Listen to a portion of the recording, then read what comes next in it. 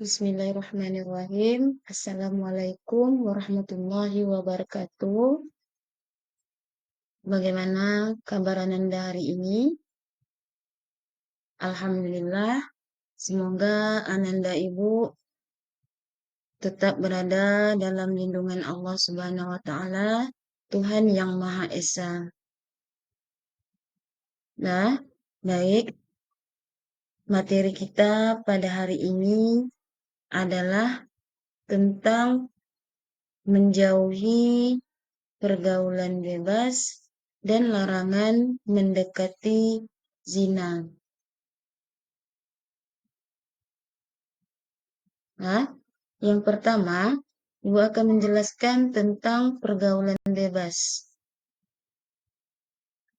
Pergaulan bebas adalah suatu perbuatan yang sangat dibenci oleh agama Islam. Nah, pergaulan bebas merupakan perbuatan yang sangat dilarang oleh agama kita.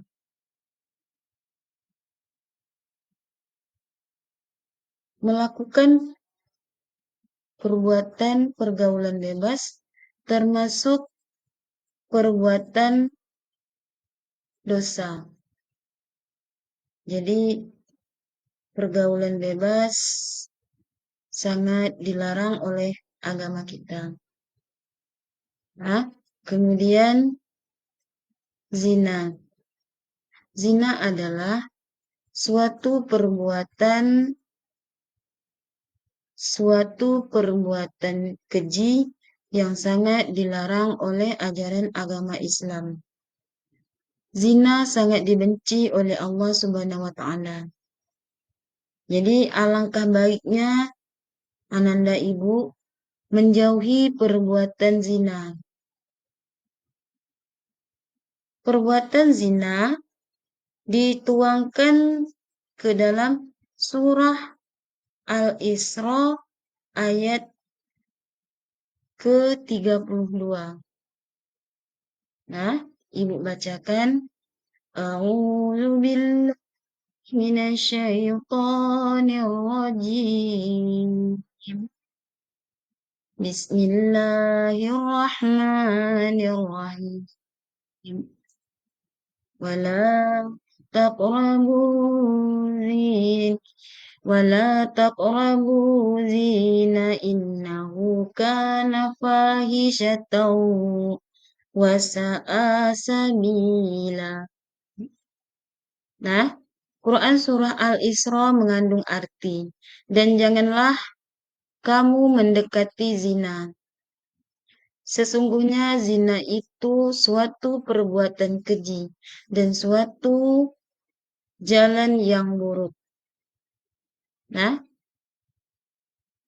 zina itu didekati saja kita tidak boleh, apalagi melakukannya. Karena zina adalah perbuatan dosa, perbuatan keji yang sangat dilarang oleh Allah Subhanahu wa Ta'ala. Kemudian, analisis isi kandungan surah Al-Isra ayat ke-32. Janganlah kamu mendekati zina. Maksudnya adalah Islam memerintahkan untuk menjauhi segala sesuatu yang bisa mengundang terjadinya perbuatan zina. Nah, yang pertama, memandang perempuan yang bukan mahramnya. Nah, jadi tidak boleh terlalu menarik perhatian terhadap perempuan yang bukan mahramnya. Yang kedua, berduaan dengan lawan jenis yang bukan mahramnya. Nah, jadi kalau lawan jenis kita itu bukan mahram kita, kita tidak boleh dan dilarang untuk berdua-duaan. Nah, selanjutnya, berpakaian tidak menutup aurat. Nah, kita tidak boleh berpakaian yang tidak menutup aurat.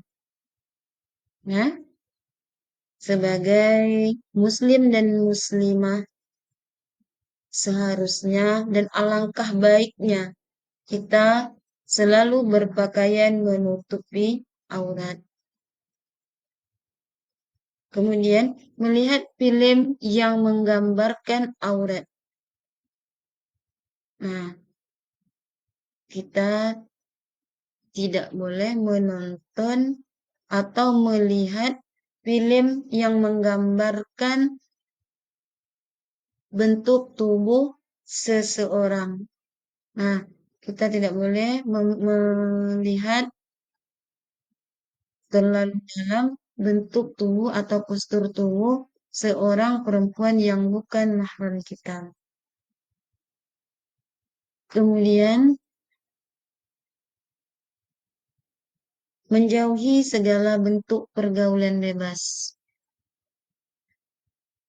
Yang C, perbuatan zina termasuk suatu yang keji, karena perbuatan tersebut menimbulkan keburukan, antara lain merusak tatan hukum dan sosial, merusak harkat dan martabat manusia. Nah, berikutnya, menimbulkan penyakit sosial.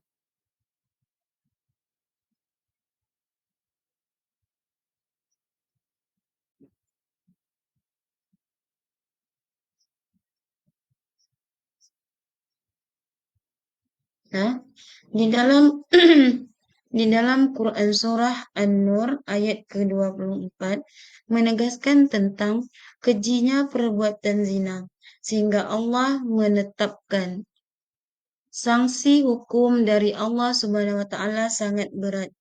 Nah, di dalam Quran Surah An-Nur sudah dicantumkan bahwa sanksi atau hukum dari Allah bagi pelaku zina itu sangat berat. Pelaku zina diberikan hukuman. Jadi pelaku zina itu diberi hukuman sesuai dengan ajaran agama Islam. Berikutnya, yang dikenakan hukuman kedua pelaku zina. Nah, pelaku zina itu baik laki-laki maupun perempuan, dua-dua harus mendapat hukuman. Artinya, pelaku zina itu sama-sama mendapat hukuman. Nah, selanjutnya, jika pelakunya laki-laki atau perempuan yang sudah menikah, maka hukumannya direjam. Direjam itu sama dengan dicambuk atau dipukuli atau dilempari batu setengah badan sehingga dia meninggal. Nah, itu hukuman bagi seorang laki-laki dan perempuan yang melakukan perbuatan zina. Nah, selanjutnya, pelaksanaan hukuman dilakukan di tempat umum agar diketahui banyak orang. Nah, jadi hukuman yang dilakukan bagi pelaku zina itu di depan khalayak ramai atau di depan masyarakat. Tujuannya supaya memberi pelajaran bagi yang lain atau memberi contoh inilah hukuman bagi pelaku zina.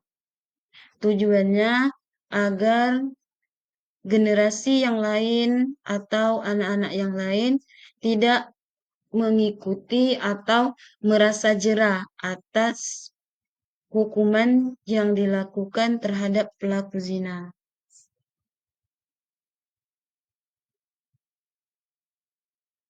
Nah, selanjutnya, adab berpakaian sesuai ketentuan syariat Islam. Di sini Ibu akan menjelaskan tentang bagaimana yang seharusnya kita itu berpakaian menurut syariat Islam. Nah, yang pertama, memahami adab berpakaian menurut ketentuan Islam. Nah, sebelum pakaian yang kita pakai atau yang kita gunakan, kita harus pahami terlebih dahulu. Nah, kira-kira pakaian ini cocok tidak kita bawa keluar rumah? Ataupun kira-kira pakaian ini bisa dipakai di depan khalayak ramai atau tidak? Nah, jadi sebelum kita menggunakan pakaian tersebut, kita harus memahaminya terlebih dahulu. Setelah itu menghayati adab berpakaian menurut Islam. Nah, kita menghayati, ya, sebelum kita menggunakan pakaian, kita hayati dulu. Apakah pakaian yang kita pakai sudah sesuai? Nah, jadi pakaian yang kita gunakan itu harus sesuai dengan Islam.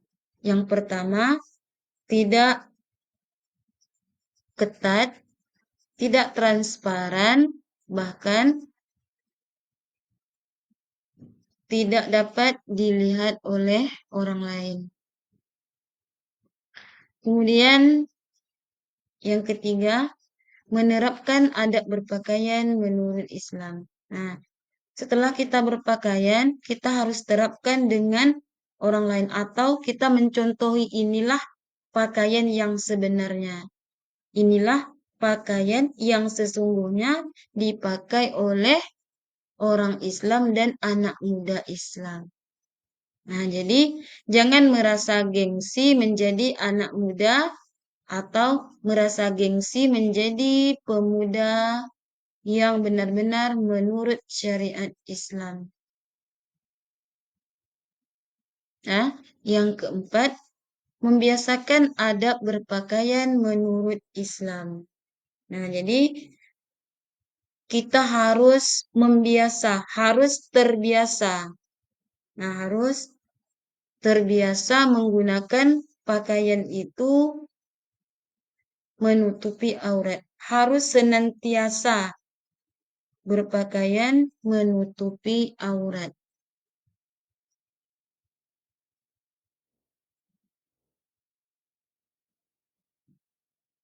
Nah, di sini ada eh, tentang pergaulan bebas. Pergaulan bebas itu mengandung arti bahwa yang tidak mengindahkan norma agama dan norma yang berlaku di daerah setempat. Nah, jadi pergaulan bebas itu adalah suatu pergaulan yang tidak memandang, yang tidak memandang apa yang menjadi larangan di daerah setempat. Nah, jadi kalau Ananda sudah terjerumus ke dalam pergaulan bebas, maka Ananda tidak peduli bahwa di lingkungan tempat Ananda tinggal, yang namanya pergaulan bebas itu sangat dilarang. Nah, jadi sebelum Ananda semua terjerumus ke dalam pergaulan bebas, alangkah baiknya Ananda berteman itu melihat tingkah laku atau akhlak teman kita terlebih dahulu. Nah, dengan siapa Ananda berteman, kemudian siapa sebenarnya teman Ananda.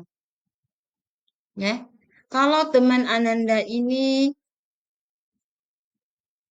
akhlaknya kurang baik, alangkah baiknya Ananda meninggalkan teman tersebut. Nah, tapi kalau teman Ananda ini berasal dari keluarga atau akhlak yang baik, boleh-boleh saja Ananda menjalinkan hubungan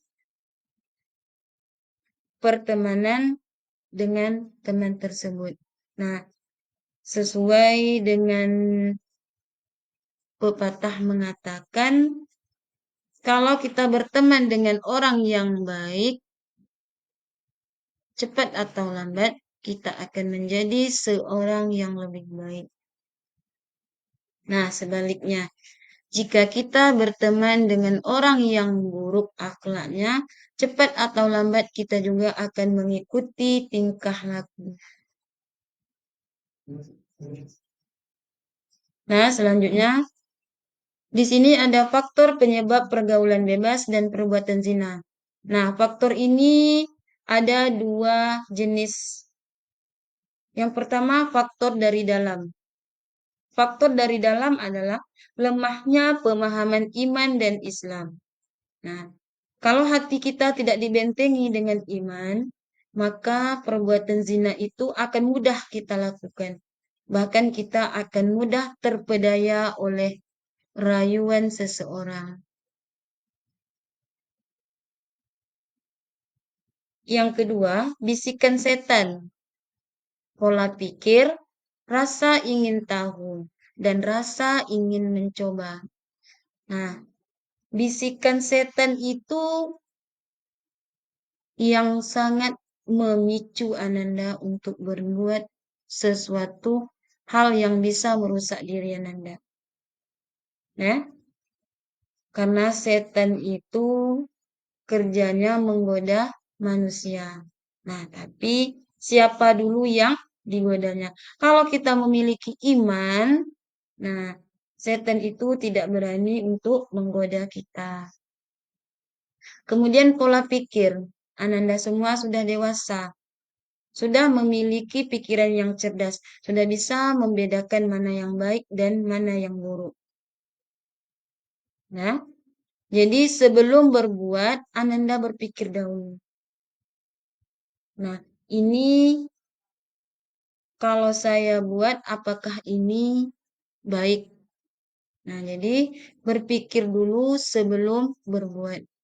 Kemudian rasa ingin tahu. Rasa ingin tahu ini sangat memicu ke dalam perbuatan zina.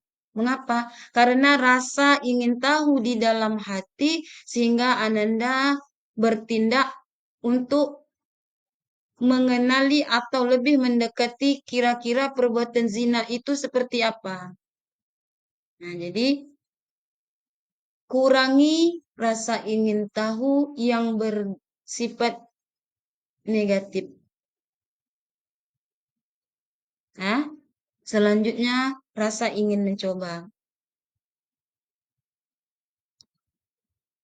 Kurangi rasa ingin mencoba ke arah yang negatif.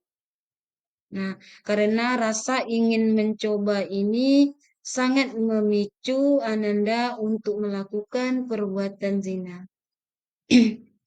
Kemudian gaya hidup. Gaya hidup seseorang sangat memicu untuk melakukan perbuatan zina. Apakah dia dari kalangan keluarga yang biasa-biasa saja? Apakah dia dari keluarga yang sangat memperhatikan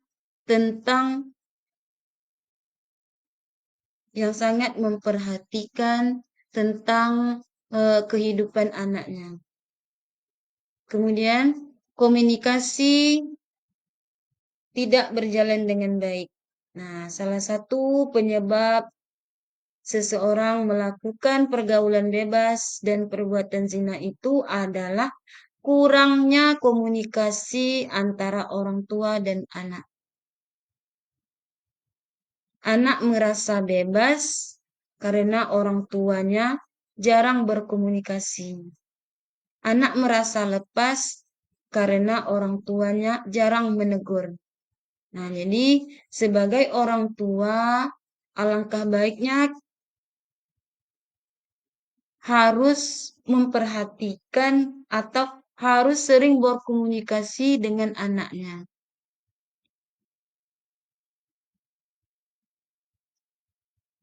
Nah, manfaat dan hikmah menjauhi pergaulan bebas dan perbuatan zina. Nah, Kalau kita sudah menjauhi perbuatan zina, kita akan mendapat hikmahnya. Yang pertama, kita terhindar dari penyakit kelamin. Nah, orang yang terkena penyakit kelamin itu disebabkan orang yang suka gonta-ganti pasangan. Kemudian, terhindarlah dari perbuatan dosa. Kita menjauhi pergaulan bebas dan perbuatan zina. Secara tidak langsung kita sudah terhindar dari perbuatan dosa. Nah, selanjutnya terjaganya nama baik keluarga. Nah, terjaganya nama baik keluarga. Kalau kita menjauhi perbuatan zina, secara tidak langsung nama baik keluarga kita tidak tercoreng atau tidak tercemar. Kemudian terhindarnya dari aib yang memalukan. Perbuatan zina ini yang pertama termasuk perbuatan dosa. Kemudian termasuk perbuatan yang sangat memalukan. Nah, kalau kita menjauhinya, kita akan terhindar dari perbuatan yang memalukan. Kemudian jiwa dan raga kita menjadi tetap bersih. Nah, orang yang menjauhi perbuatan zina dan pergaulan bebas, dia akan memiliki latar belakang yang baik dan jiwa raganya yang bersih. Nah, sampai di sini materi kita hari ini. Ibu tutup. Assalamualaikum warahmatullahi wabarakatuh.